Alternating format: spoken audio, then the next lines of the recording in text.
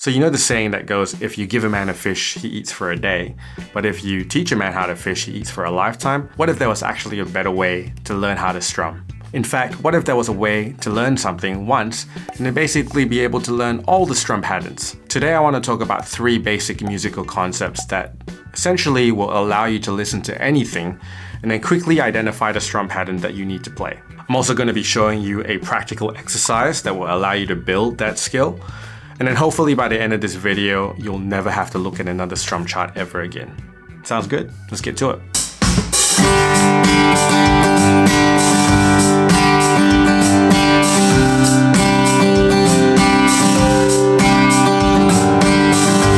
So, for the purpose of today's education, let's take this beat for example.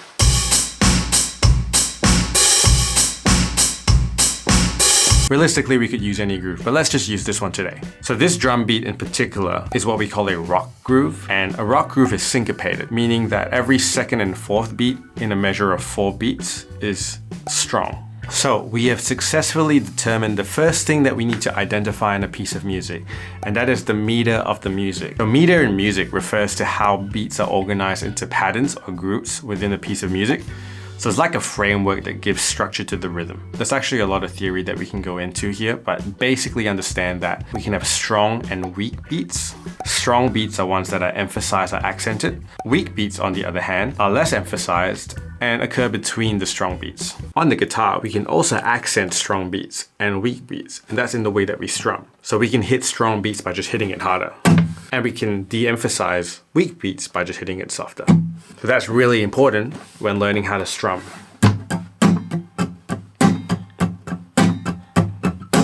So let's talk about the next thing. Have you ever heard people count in 1, 2, 3, 4, 1, 2, 3, 4? Now let's take those number counts and do a few things to it. So instead of just counting the numbers, let's put an and between every single number that we say. So instead of going 1, 2, 3, 4, let's go 1 and 2 and 3 and 4 and 1 and 2 and 3 and 4 and. Now let's take it even further and let's put an E before the and an A after the and. So instead of 1 and 2 and 3 and 4 and, let's go 1E and a 2E and a 3E and a 4E and a 1E and a 2E and a 3E and a 4E and a. We've just determined the possible note divisions that could occur within a measure. So note divisions refer to the way musical time is organized and subdivided in a piece of music.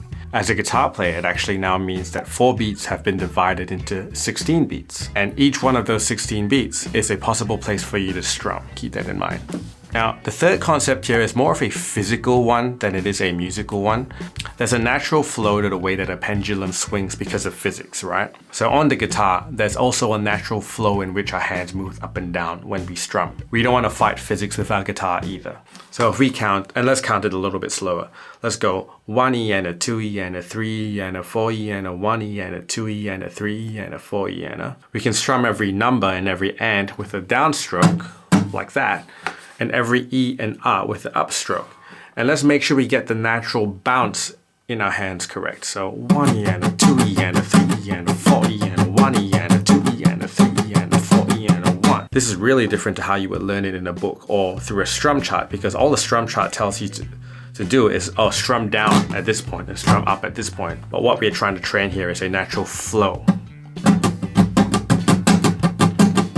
So now that we know these concepts, let's get to work and do a little exercise. Let's start by playing over the drum groove, and let's do a downstroke on all the numbers.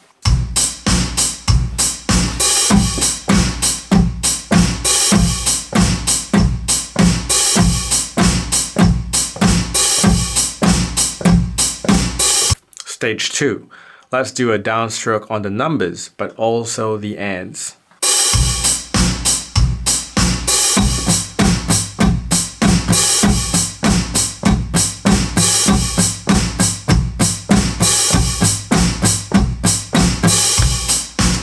Final stage. Now we want to do upstrokes on the E's and the R's as well, and let's put it all together.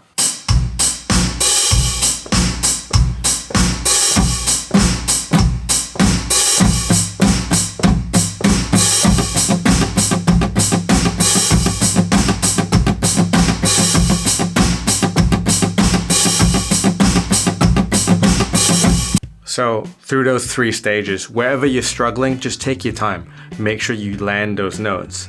And then as you get more comfortable, add the extra divisions. Note I'm also choosing not to hold any chords at the moment. We're focusing on right hand technique. But once you get comfortable, then you can start putting the chords in, obviously. Now this is where the real magic happens. Now that you know how to play on all 16 notes in the bar, working out strumming patterns becomes really easy, because really, what is a strumming pattern? A strumming pattern is really just playing some of the 16 notes. Say for example, I wanted to play this pattern, 1 and 2 and 3 and a 4 and.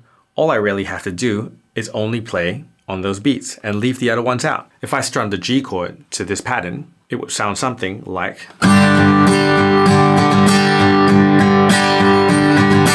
What if I wanted to do this one? Then I would do something like this.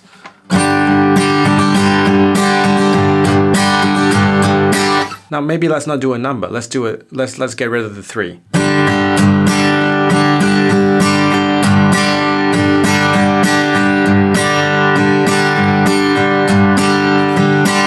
And so on and so forth. How about this one?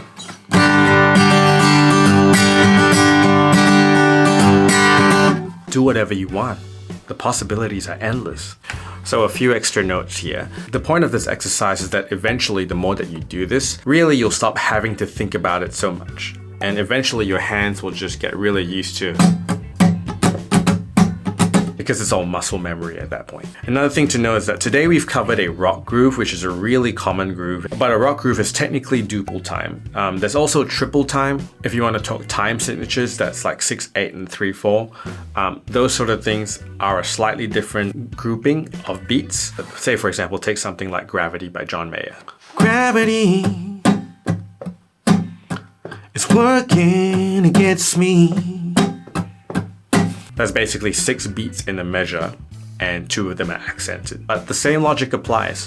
Figure out the meter, figure out how many times you can divide the notes within that grouping, and then just figure out the bounce. Make sense? So hopefully now you know how to unlock every single strum pattern for every single song. Practice something like we've done today, or just go on the radio or go on Spotify or wherever you listen to music and try to figure out what strum pattern to play.